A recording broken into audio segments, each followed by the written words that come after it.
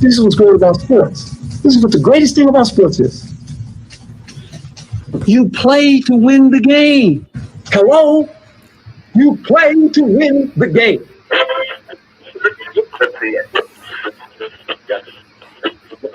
Winning isn't everything, but it's the only thing. In our business, there is no second place. Either you're first or you're last.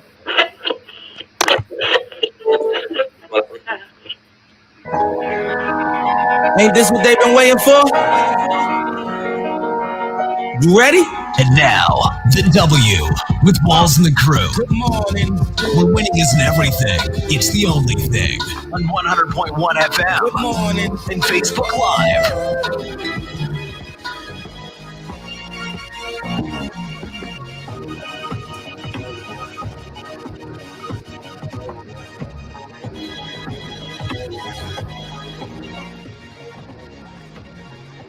Good morning. Right back like we never left. Another Saturday morning with the W Show, Kansas City, talking sports and pop culture.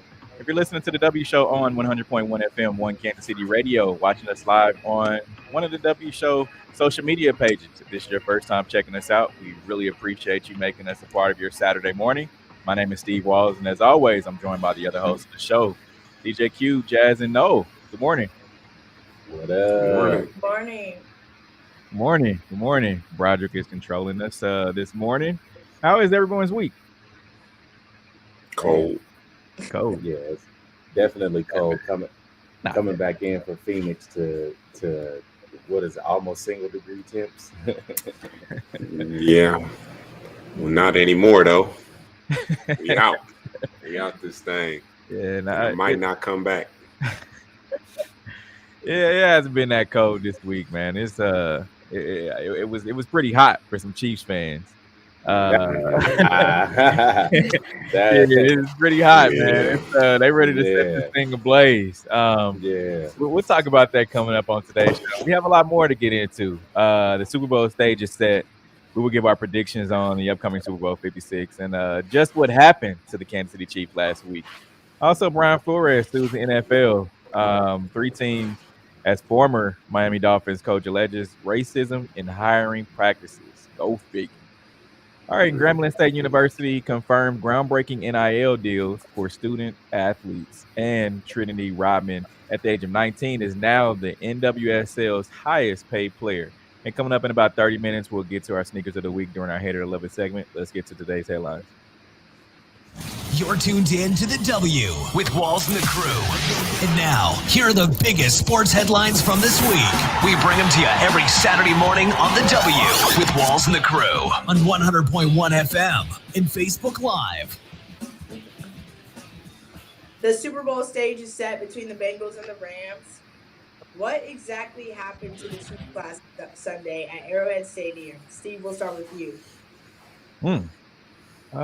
It started off well, but all's well that ends bad, I guess you can say. From the jump, the Chiefs jumped on the Bengals early. However, it was just one of those days. It seemed like a rewind of the first matchup between the Chiefs and the Bengals this season, and I'm not really sure who to blame. I don't know. Sound like the other Chiefs fan. If you blame, no, I don't know. I don't know if you blame the quarterback. I don't know if you blame the head coach. I don't know if you blame the whole team. You know, I think the reason why I say the whole team is because when you think about how the defense played, right? They played well first half. However, your offense put up 21 points. And in the first half, you held them to 3 points. So if you hold them to 3 points in the first half, what happened in the second half? A complete letdown. Jamar Chase didn't do it this week or in that game.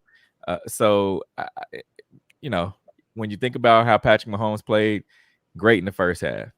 In the second half, it seemed like a rewind of the Super Bowl from last year, running around like a chicken with his head cut off. So they have some things to do this offseason. They definitely need to retool, and we'll see. And I think the defensive line needs to be for sure move off. Also, you need to get a number two wide receiver. I know Mecole Hardman and Byron Pringle stepped up this season, but I think you really need to go and get somebody that is able to make some moves. And I'm hearing they really like Amari Cooper. So we'll see. We'll see. I don't know. That would be foolish as far as the cap situation is concerned. But the Chiefs, I don't, as far as blame goes, it's kind of hard for me to blame anybody but the whole team. I feel like the whole team has to shoulder the responsibility because you are a team. You are somebody. If your offense isn't producing points, your defense is supposed to pick you up. And if your defense isn't having their best day, the offense is supposed to, provide some points. That's, that provides a little bit of a cushion. It just seemed like to me that the Bengals played a good football game. I don't think nobody wants to acknowledge the fact that they had a game plan and they switched it in the second half. They saw that it wasn't working. They decided to drop 8 in coverage a whole lot of times, put some extra DBs on the field. And it's very, very difficult to pass under those conditions. And we know that even though McKinnon had a great first half running the ball, they decided to not go back to that. And they decided to continue to put the game on Patrick's shoulders. And it's very difficult to pass when there's 8 people dropping in coverage, when there's 7 continuously DBs on the field that if you see them on the field, audible to a run play, or as an offensive coordinator or a head coach, that, all right, well, let's feature our running backs on this drive. And it just didn't seem like the offense ever adjusted. Patrick never adjusted. But it's a whole team thing. They'll be back. So I think Chiefs fans are a little, worried. They'll be back, man. The smart money is to bet on them. Yeah, that's what it was. It was just a lack of adjusting, and especially coming out of the second half. Andy Reid is notorious for not running the ball when he needs to, and I think that's if you want to lay blame somewhere, the Chiefs didn't do what they normally do, and that's control the tempo of the game. The game never really seemed out of reach for the Bengals. Like it was just a young team that stayed hungry. And you look at this Chiefs team; they were comfortable. They cruised into being the team to beat. They cruised into being basically the number 1 seed after the number 1 seed got knocked off. Just having that home field advantage, and they really squandered it just by getting too comfortable. Like you said, stop not giving the ball to McKinnon and allowing him, to be the guy that's the engine in the second half that really took over the game, and they just didn't execute well. So you talked about McKinnon. He started off great. Like he started off killing. He was getting first down after first down with run play after run play, and I don't know if I'm taking a wild guess here because just knowing Andy Reid, I felt like they already had in the game plan like, hey, we're gonna go to Clyde, we're gonna go to Daryl, come hell or high water in the second and third quarter. That's who we're gonna go to, no matter how well McKinnon is playing, right? So I think when you look at how McKinnon was playing, there is no reason that you need to put any of those other 2 guys unless he needs a quick breather. Hey, come out, then you go right back in because you were killing the defense. So, the main concern to me just watching that game was the fact of the end of how the first half ended. I think that gave a lot of momentum to Cincinnati. It really did. When they stopped Tyreek, it was like, all right, we can do this. But it is what it is. Back to the drawing board. It's going to be a long off season. Definitely a long off season. I don't know, man. I think the Chiefs are set up for success. They are. When I look at it, I feel like there isn't if you had looked on Twitter, if you had peeked on Twitter this week, you'd have thought the world was ending. You'd have thought Patrick Mahomes is retiring. You'd have thought Tyreek Hill. You ain't see the tweets that I saw. That's because y'all not a part of Chiefs Twitter. Like, yes, we are. Y'all, and I don't even want to be a part of Chiefs Twitter. I'm a part of it. Y'all not gonna say that. Like, I saw still riding for them guys. No, it's unfortunate. Same, no. But yeah, as far as it being a long off season, it definitely can be a long off season for them. You look at if I'm the general manager, I'm going to Frank Clark and trying to get him restructured so that we can keep Ingram on. I'm definitely going into the draft. If I'm not looking for a corner, I'm looking for some type of bargaining chip on my team where I can trade for a corner somehow. There's a couple of things that need to be addressed, and it's definitely in the secondary. And I would say, get that number 2 wide receiver in free agency. Now, who do you guys got for next week, Bengals or Rams? I would say the Rams, just because when you look at how the defense of Cincinnati, the offense of Cincinnati, how they played against the Titans. The Titans don't have the firepower on their defensive line that the Rams have. Mm-hmm. They just don't. So I think they gave up 9 sacks against the Tennessee Titans. What you think gonna happen when they play the Rams with Aaron Donald? And Von Miller. Yeah, and they still won the game. Like I don't put that 9 sacks on them that game. I think that's just a game that was schemed very well by Vrabel. Vrabel, we know, is a defensive mind. Yeah. So just being able to get in there and do that, yes. Now, as far as the Rams being able to do that, yes, they are capable. But again, I think the game plan that the Bengals have, it won't necessarily stop them, but it'll slow them down, somewhat. But Q, the Rams offense are, I would say, a much better offense than the Tennessee Titans offense. So with that being said, when you look at how the Tennessee offense played against Cincinnati, they couldn't do much.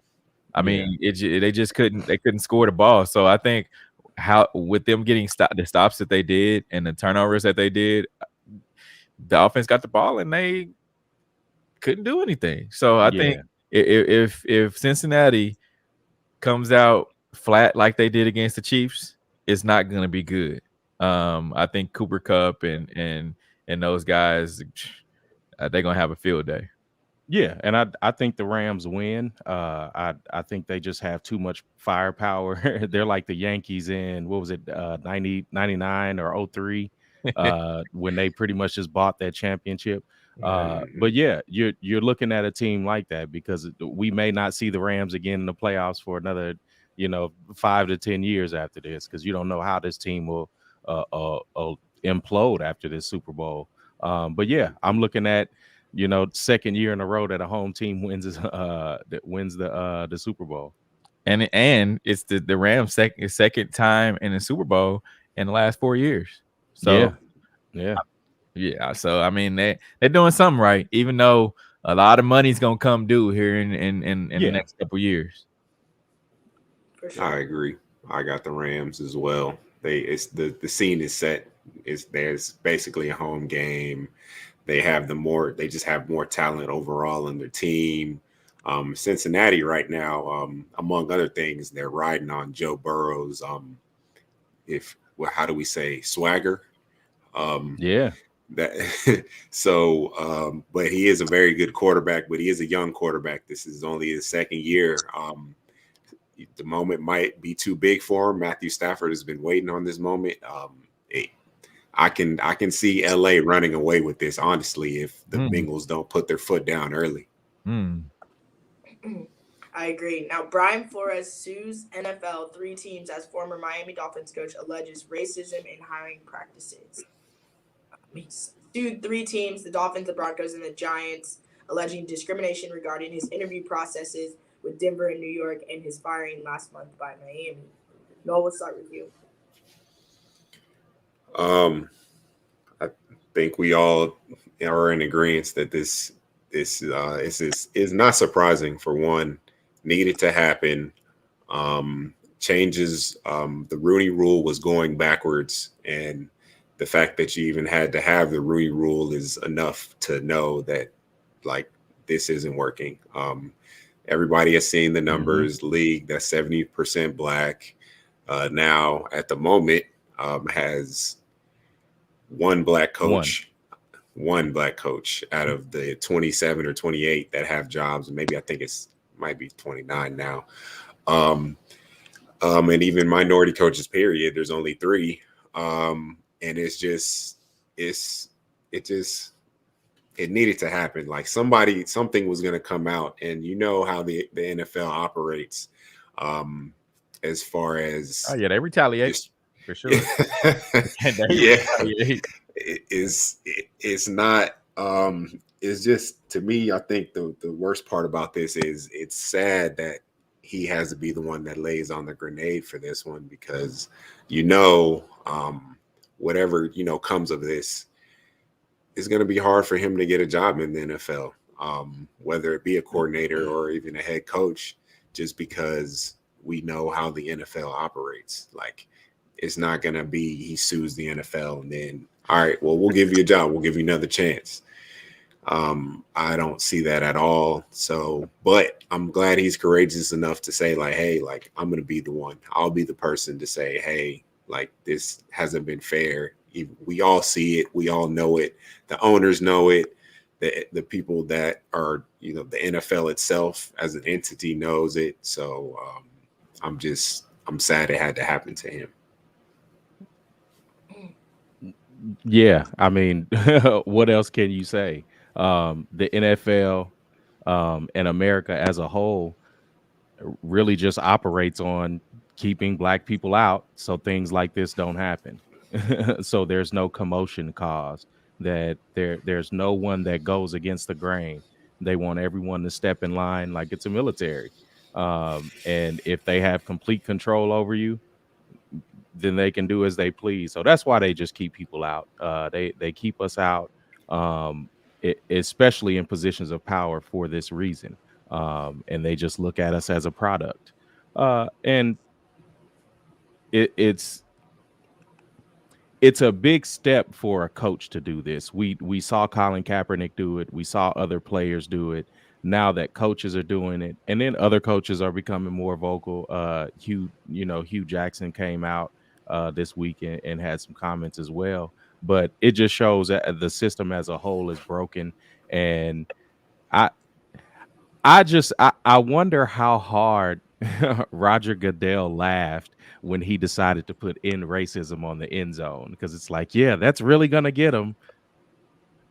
So yeah. And the crazy thing about it too is the fact that when you come out against a conglomerate like the NFL and people who are in charge and make decisions that don't look like you, you're going to be kind of ostracized, so to speak, right? You're going to be like, all right, you're not going to be able to get another job in the league. You just are. You're going to be put out in the way, like Noah said, Colin Kaepernick.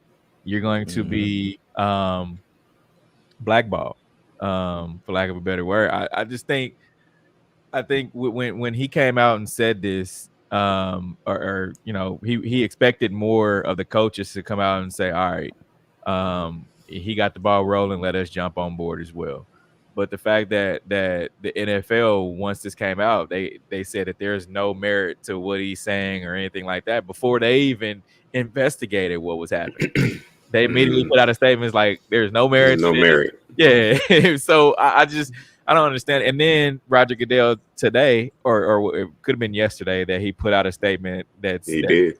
We're going to get an outside party to look at some of our diversity issues. So if there's no merit, then why do you need to get an outside party to look at some of your diversity issues? So it's kind of something that's not adding up. We know there's something going on behind the scenes, but it's just going to take that one person like a Brian Flores to call him to the carpet, and that's just what he did. Now, more things that come out in court, like the text that Brian Flores said that he received from Bill Belichick, saying that the I think it was the Giants job was already taken. What an idiot! Like who does that? Come on, Bill Belichick was trying. No, Bill's trying to set the Giants up. Bill knows what he's doing. Bill is not stupid. I wholeheartedly believe that Bill was kind of like, I'm gonna just throw this kind of out here. Let me see what's going on. I want because there's no way he didn't have his Flores came up in the Patriots organization. You mean to tell me he just has him as Brian and has another guy as Brian in his phone? I'm not going for that. I am not going for that. There's no way. Bill Belichick is too smart. He's too calculating. He's too not going for it. So Bill did that on purpose. No, yeah, then that's definitely it. But it's just a whole mess of problems that you see with the NFL. It even reverberates from John Gruden earlier this season, and I still stand on that. The NFL, Roger Goodell had Gruden fall on the sword pretty much for the entire NFL. Like, hey, you're the guy that's got it made. You're set for life. So here, take this step back. Because I'm positive there's far more emails with far more egregious things than what we were shown.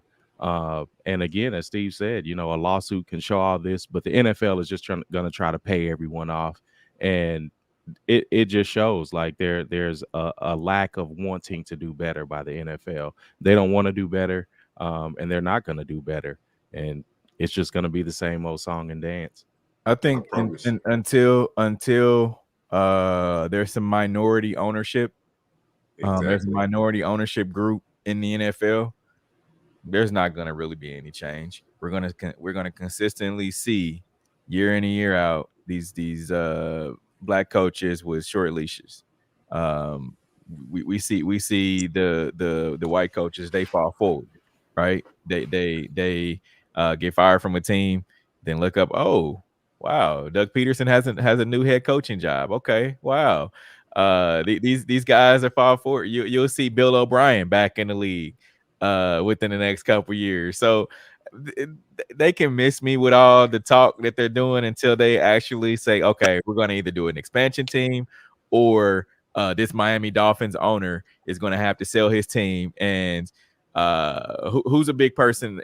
Who's someone big in Miami that can afford to buy a team? A minority. Somebody. I mean, you could 4 or 5 rappers. That and you could. But you could get, and it's not even just rappers because you need more than rapper money. But there are ownership groups that can get together. When Diddy got with that ownership group to try to buy the Panthers back in 2018, 2019, something like that, and as soon as they got that group together, the Carolina Panthers, what they did is they upped the price of the team. They're like, oh no, it's going to be more than $2 billion. It's going to be $2.5 billion this time. And so again, the NFL doesn't want to do better. They don't want anyone but white men controlling the league and saying what's going on. And if you guys have a problem with it, you can go start your own league. And that's basically the message. I'd rather even see The Rock on the team. Like honestly, I mean, I'd much rather see that happen. And that's just throwing a name out there. Talk about Miami. I'd rather see Pitbull on the team, even though he may not, know much about ownership, but it would be a step in the right direction. It's not much to know about team ownership. We've seen how stupid these guys are from top to bottom when it comes to front offices in the NFL, and it doesn't take much. They'll try to say that there's no one smarter than us, and there's no one. Exactly, Q. Yeah. That's what I was gonna get at. Is like they don't want to let these They don't want to let other people in, and I'm not even necessarily talking about just black people. They don't want to let people that aren't old money white people into these circles, because they know that if they were to overhaul these organizations from top to bottom, they would have, like, infusing diversity actually makes your product better. Everyone knows this. So much different. It looks so much different, man. I'm telling you. Everything would probably run a whole lot better if you had people that didn't just have the ideas of this certain group ingrained in them the whole entire time. Like, the league would be way better, I'm telling you right now. But they don't want to let these people in because it's like, well, I have to move off my seat, or I have to actually improve what I'm doing. Like, I have to actually, like, learn about these people who have been, basically slaving away from me for all of these years. Like, they just don't want to take the time to learn that part of the business. And it's so frustrating because it's like, we can make the NFL, we can make it so much better. And you can see it in the NBA. The NBA is steadily improving every year. And you see the women in the NBA that they've added. You've seen the other minority groups that they've added into the NBA. Like, the NBA is just a better league overall because they've decided to infuse this diversity. And the NFL just is over here standing pat, and they're still making money though. And that's what hurts the most, is they're still making an exorbitant amount of money. And that's why they're making money, because they're a small, tight-knit group that stays together. And they also fear that if they let too many black people in, that the black people are going to treat them how they treated black people. So oh wow, imagine that. Yeah. So constant fear. Now, Tom Brady officially announced his retirement from NFL after 22 seasons. Hugh, we'll start with you. I love it. Yeah, we know Steve loves it. And it is funny because now Tom Brady has like reincarnated into like a Joe Burrow. So now the Chiefs can't beat him either. So it's just funny. But no, I love it for Tom. What a career. Like, what can you say about it? Just going from, Steve had his doubts, him going to Tampa and him being able to do the same things that he did in New England. And he did it. Just even looking at that photo, like, Tom just has so much hardware when it comes to accomplishments in the NFL, whether it's MVPs or Super Bowls or whatever. And you just love it for him because he did what he was supposed to do, and he left. He didn't leave a champion, but he still was able to pick up a championship before he got out of here. Good riddance. Get on up out of here, Tom. Holla at you. The hate. Holla at you. Why, man? Why? I don't understand. Like, by everybody else, Tom seems to be a solid guy. I don't get why people don't like the fact that he like wins. Like, just let Tom. And I like the fact that, like Q said, he went out on top of his game. He went out leading the NFL in several, passing statistics. And he didn't go out looking like, a Peyton Manning or, any of these other great quarterbacks that just hang around too long.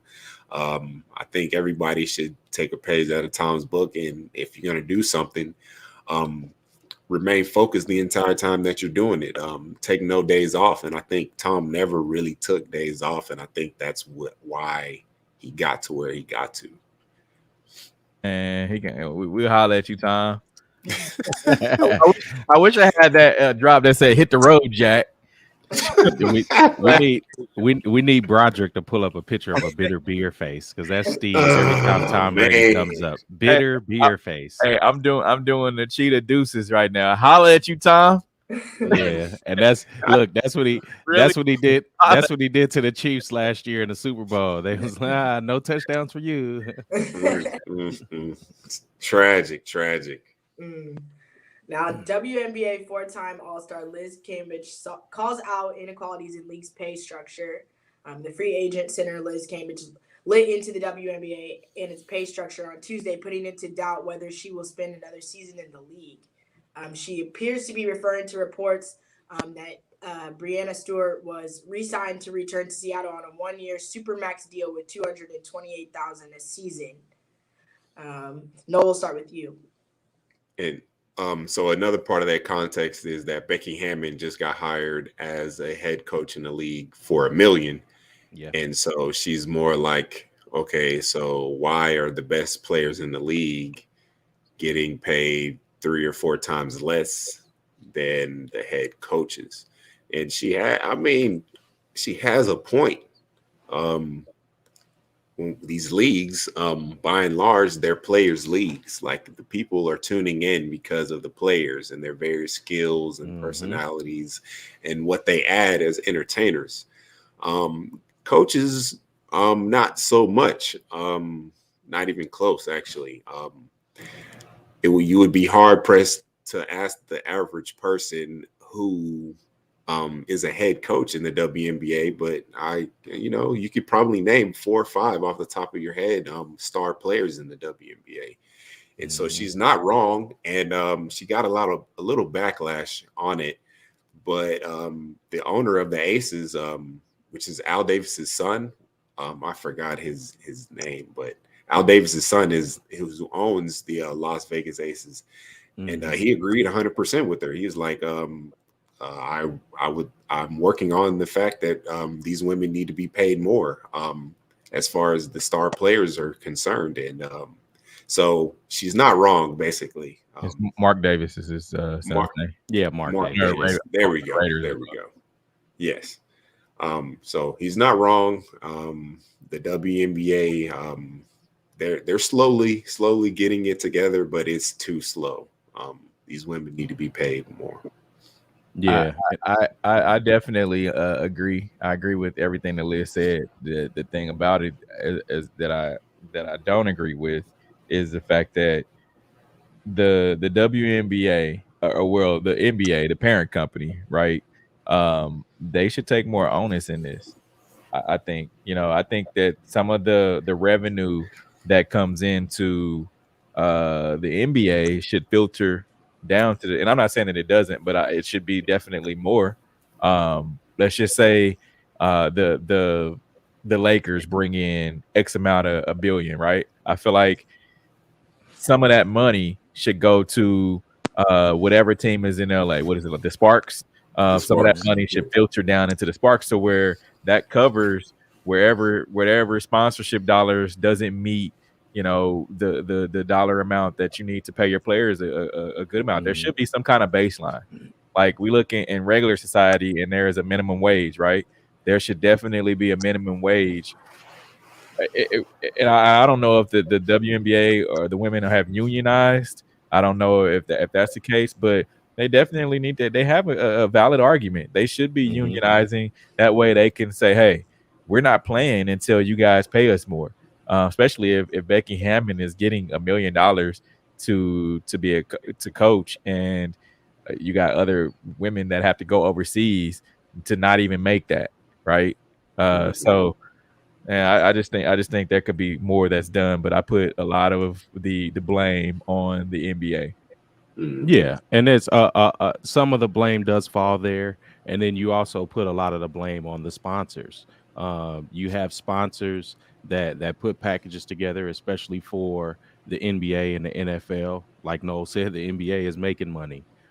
They have these different TV deals. They have a lot of different deals that don't get the same attention for the WNBA, and that's where a lot of the onus falls on. It is businesses not being confident in women, in the women's game. And when you look at it, there are a lot more women, especially in the soccer and in basketball arenas, that can really drive the money that we're talking about. You look at Rihanna's business with Savage Fenty being able to sell out. Their target demographic is women. You look at Brandon Blackwood with purses. You look at Telfar bags. Women are able to sell out these products, and it's up to these companies really to figure out how to market to women, especially in the sports arena, because they don't do it. Everything is mostly marketed to men. And so, yes, when you look at a lot of those sponsorships, those dollars really need to go into not only just Black communities, but especially Black communities, and focus on women as well. So for sure. Now I love to see this one just because leading up, I feel like we've done a lot of talking about making things equal, whether it comes to equipment, like the difference in locker rooms, difference in weight rooms. So I wasn't necessarily surprised by this one, but I was excited to see that it was brought to the attention again. And in her situation earlier, we had talked about, like him having to fall on the sword to kind of open that door. But in this situation, I'm glad that she was willing to speak up, even though it may not be in jeopardy. It's still bringing attention to the situation, and hopefully it opens doors for other women as well, not just in basketball either. Definitely, I agree. Should be across the board. I mean, you see, we've seen the soccer, the women's soccer team, U.S. women's national team. They're bringing it to the light in the forefront. So, I mean, it just should be across the board. And Q, you mentioned those sponsors. I'm wondering if it would take, because the women play and the basketball they play in the summer.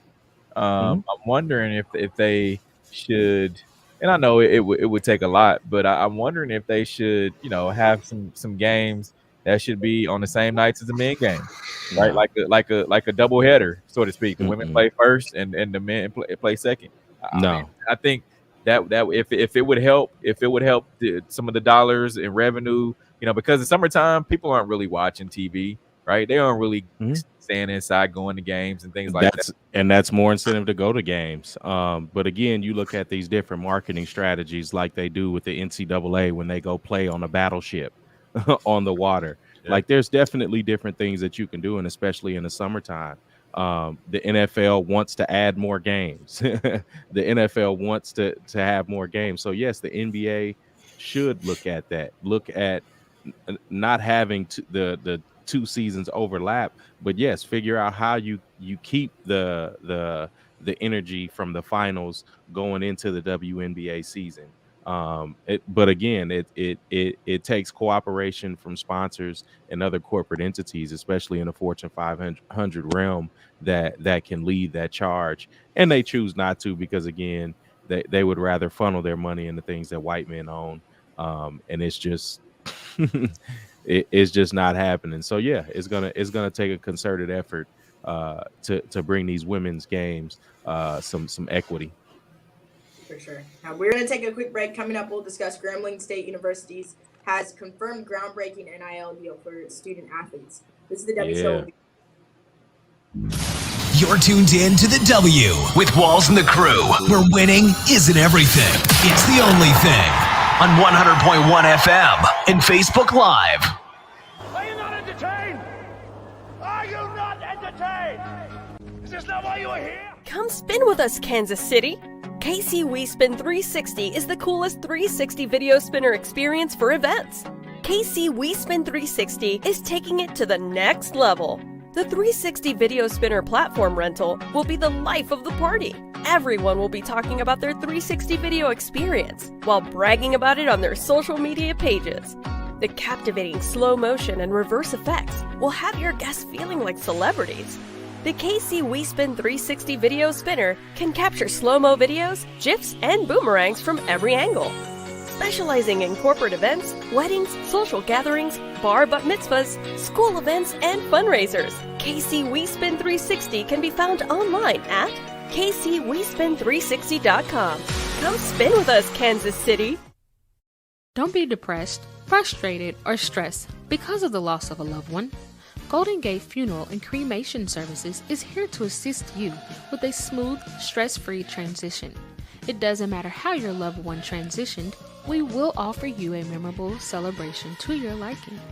We are a family-friendly, full-service funeral home right here in the heart of the city, offering affordable cremations and package pricing and quality service. Call us when you need us.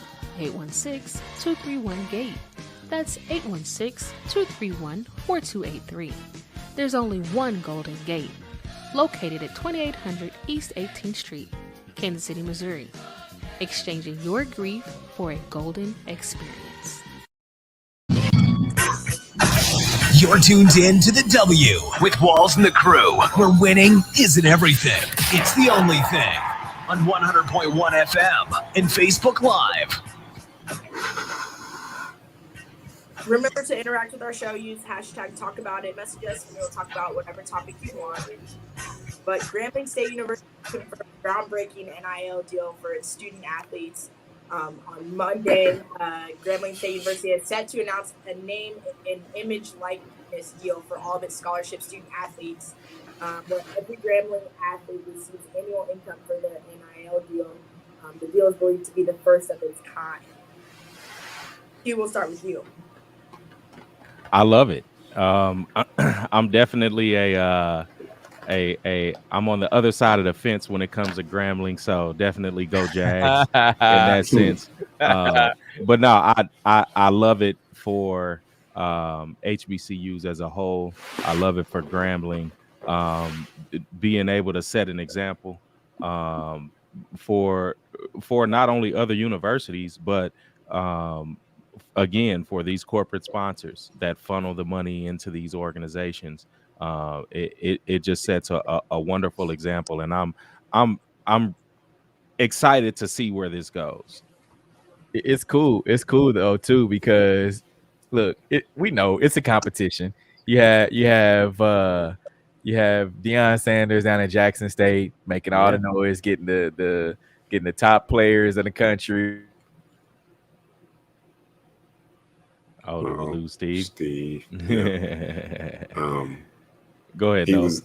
I like it because when you say name and likeness, that just means that young man that has that jersey at Grambling, so he can sell it with his name on the back. Like, hey, like you go buy this, you helping, fund me on my, journey through college. And I think that's really dope. So now we're talking about video games. If NCAA ever comes back, we're talking about, a whole number of things that these, different ways that these kids can actually, get money for the work that they're actually doing.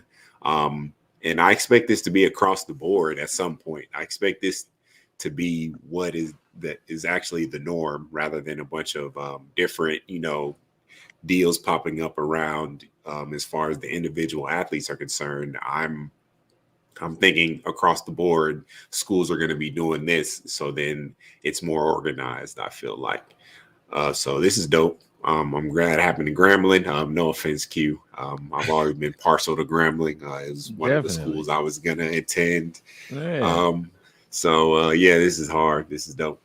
Yeah, I was saying before our internet issues, it's Grambling is saying that back to him again. Oh man. Now, Team USA athlete says she was told to keep her mouth shut about competing against trans athlete.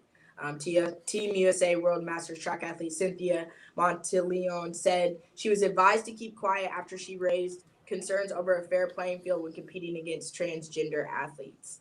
Noah, we'll start with you. So when it comes to this, whoever gave her that advice, it may sound callous and uncaring, but it was probably for the best for her career. If we're being honest, because this is one of those things. It's a slippery slope kind of situation. But you don't want to be the person that comes out and you're on the wrong side of this as far as treating somebody the way that they're supposed to be treated. Now, granted, we can be honest also, like it probably is very much unfair for this woman who's trained all her life to be this world-class athlete, and somebody in her viewpoint, somebody just steps in and says, well, I'm this now, so I'm able to compete with you. And she's probably looking around like, hey, like that's not too fair to me. But we have to also look at the other side of things. We are living in a world where if you are a trans athlete, you have it very, very rough, very, very rough. So again, there's different viewpoints and there's different opinions on what should be and shouldn't be. But as far as the advice that was given to this woman, I think it was pretty sound advice. Again, it probably sounded very hard on the ears and very much like, wow, you don't care about, I mean, and probably could have even been softened a little bit. Keep your mouth shut is kind of extreme, but yes, it's sound advice. This is an issue that has to be peeled back layer by layer and not just kind of, taken as a whole. So it is what it is probably what I would say about that. No, definitely. It has the same feel as like a shut up and dribble to LeBron. But instead of LeBron talking about racial justice, shut your mouth if you're trying to offend someone. Like, why are you even opening your mouth to offend someone? And to do it from a place of malice. Yes, and so yes, as a Team USA athlete, you should keep your mouth shut, especially when it comes to offending someone. And when it comes to a topic you may or may not grasp or understand. So yeah, whoever told them that definitely did the right thing. Now, coming out and speaking about it again, it's teetering on the wrong side of things, and it's going to get into an area of how Aaron Rodgers started getting into his medical degree field during the season. I agree, Q. I think when it's this type of situation, sometimes you have to tread lightly. But looking at it from her, the runner's point of view, it's like, man, a lot of the people that make the decisions to have, just make decisions to be able to allow things to happen. They're not athletes, right? So sometimes I don't think that, and even with them saying like, all right, shut up, shut your mouth or whatever, it's like, all right, well, you ain't even trying to hear me out. It'd have been different. I think she would have probably accepted it differently had there been some open ears to her, to how she was feeling. Right. It was just been, if they would have just said, all right, let's sit down and talk about it. How can we be better, or what can we do next time to make this right? But the other athlete is still going to be able to participate. Like, this is an all inclusion type of sport, right? So you're not going to just exclude anyone. So I think, they should have overheard or at least listened to what she had to say. But then again, like I said, a lot of times those people are just the decision makers, the overseers, so to speak. They're not athletes. They don't know any better. All they know is whether it's black and white, whether it's going to happen or it's not going to happen. So, next time I think it could just be handled differently. Quick question, guys. And this, I know we're running out of time, but how would you guys feel when it comes to sports that aren't physical, like sports where you don't typically touch the other person?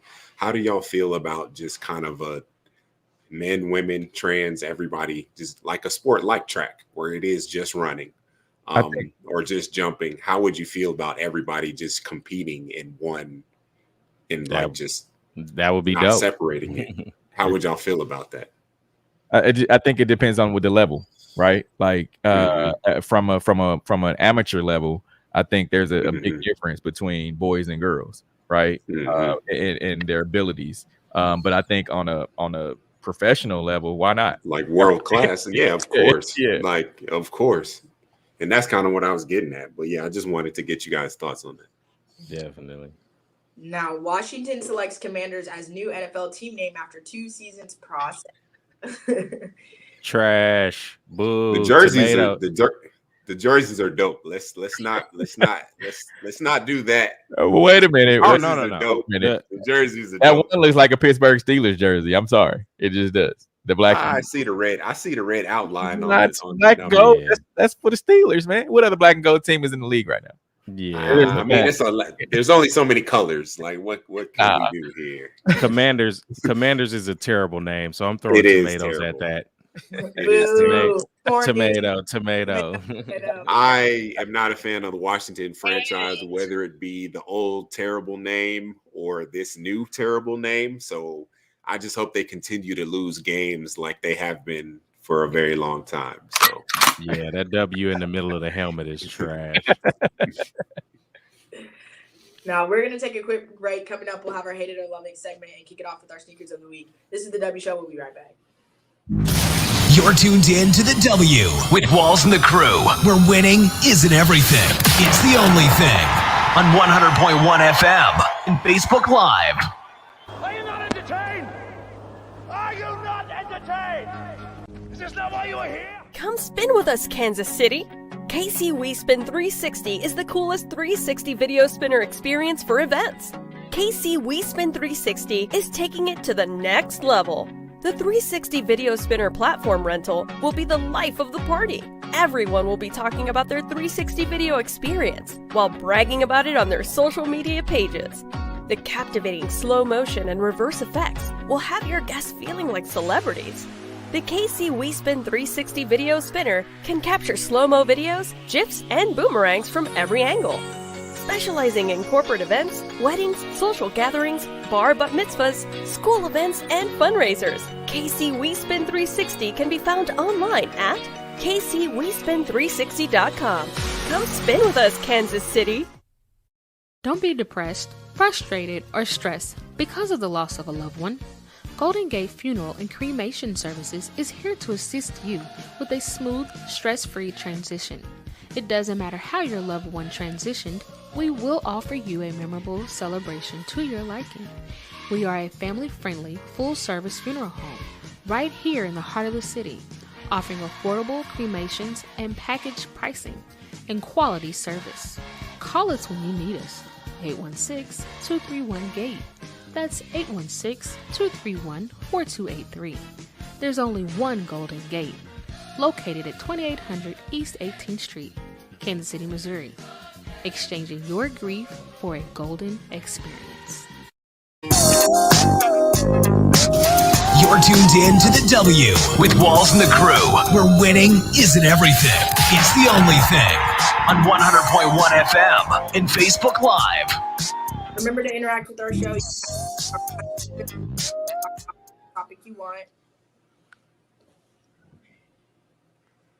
Hate it. It's that time for Love It or Hate It. Hate it. If we love it, we talk about it. If we hate it, we move on. Starting off the sneakers of the week, we have the Puma MB .01 Buzz City. Mellow. He's the mellow. I like this colorway, honestly. Yeah, I do too. Very Hornet-esque. Uh-huh. Yeah, I don't like I'll it. pass. What? Yeah. I'll pass. Okay, all right. The Air Jordan 6 Low Chinese New Year's. I'm feeling these. Like these. Yeah, with the touch of gold. Yeah, buddy.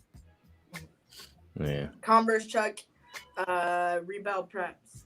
I like these too. These are fire. Yeah. These are fire. Yeah. Different. They different. Okay. Last but not least, the Nike Blazer Mid 77 WNBAs. Fire. Yeah. I like Blazers, but I'm Now, at 19, Trinity Rodman is now the NWSL's highest paid player. Hate it or love it. Good. I love it. Yeah. Shout out to Trinity. Mhm. Oh, it's really dope. For sure. Reggie Jackson believes steroid users belong in the Baseball Hall of Fame. Hate it or love it. Good. He knows. He knows who knows better than him. Yeah. Here's the thing I want to say real quick. This is my thing. This is my take real quick on the steroid users. We haven't heard anybody that's in the Hall of Fame come out and say, hey, the steroid users don't belong in the Hall of Fame. Yeah. Right? Because why? Because a lot of these guys were using something. So whether it was in the minor leagues, they were using something. So none of those guys, until one of those guys comes up and has a valid argument, like, all right, I never used steroids and can prove that they've never used steroids, then and they're in the Hall of Fame, then I would say, okay. But until that happens, man, let everybody in. Don't matter. Facts. Yeah, and then there's people in the Jerry Hall of West Fame that Lakers anger grows over rescinded season tickets. Hate it or love it. Man, let that old man in, man. Give him his season tickets, bro. Like, come on. Hey, in all seriousness, no, you never know how much longer you're gonna have with Jerry West. So, man, give him his flowers while you can. Let him come sit courtside, do whatever you need. But if I'm Jerry West, I wouldn't want to watch that trash show anyway. I mean, he's literally the logo. It is what it Literally is. the Let logo. the man in. LaMelo Ball reveals to Shaq which former LA star he models his game after. Let's hear what he had to say. LaMelo, Shaq here. 3 things. 1, I'm so proud of you. 2, congratulations. And lastly, you remind me of a guy. His name is Penny Hardaway. When he first came into the league, he had everything. So I asked Penny when he first came in, who did you model your game after? Of course, he said Magic Johnson. So I'm going to ask you the same question. Who do you model your game after? Honestly, myself. I mean, I go out there, just try to be myself for real. But I seen a lot of Jamal Crawford, Penny Hardaway too. So that's crazy you say that. And yeah, for real though, a lot of Jamal Crawford. I seen him a lot growing up.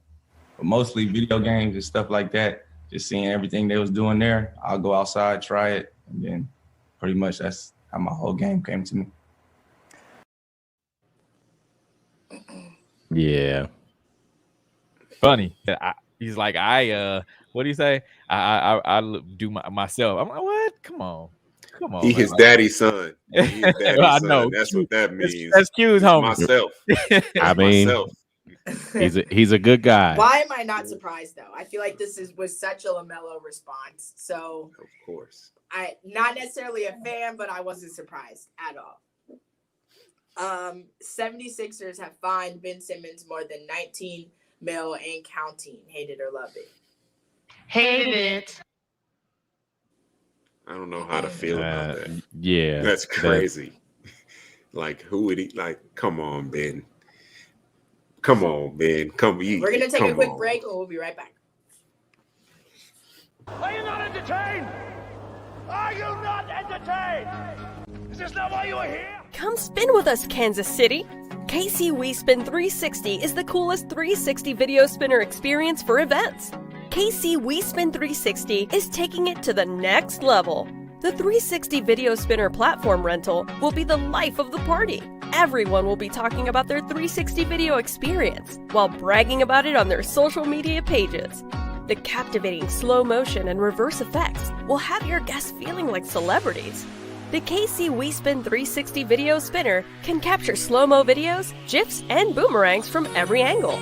Specializing in corporate events, weddings, social gatherings, bar bat mitzvahs, school events, and fundraisers, KC We Spin 360 can be found online at kcwespin360.com. Come spin with us, Kansas City. Don't be depressed, frustrated, or stressed because of the loss of a loved one. Golden Gate Funeral and Cremation Services is here to assist you with a smooth, stress-free transition. It doesn't matter how your loved one transitioned, we will offer you a memorable celebration to your liking. We are a family-friendly, full-service funeral home right here in the heart of the city, offering affordable cremations and package pricing and quality service. Call us when you need us. 816-231-GATE. That's 816-231-4283. There's only one Golden Gate, located at 2800 East 18th Street, Kansas City, Missouri. Exchanging your grief for a golden experience.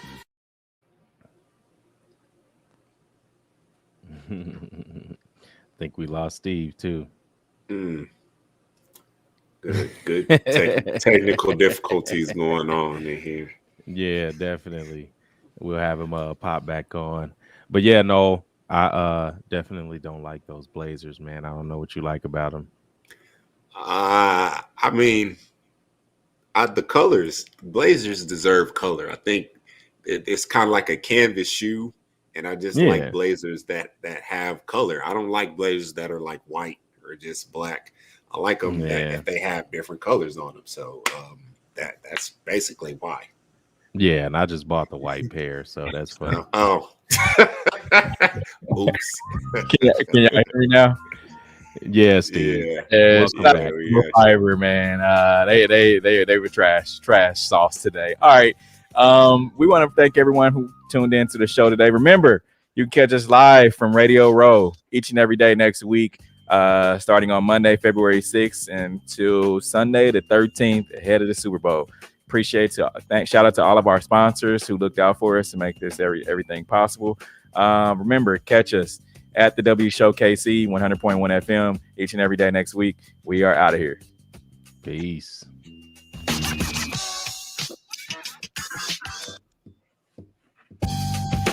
The views and opinions expressed on the W Radio Show by the host, co-host, guests, and call-in listeners are solely the opinions and responsibility of the original source who expressed them. They do not represent the opinions of the W Show, 100.1 FM, One Kansas City Radio, Sideline Sports Talk, Team Wall Street Foundation, or affiliates.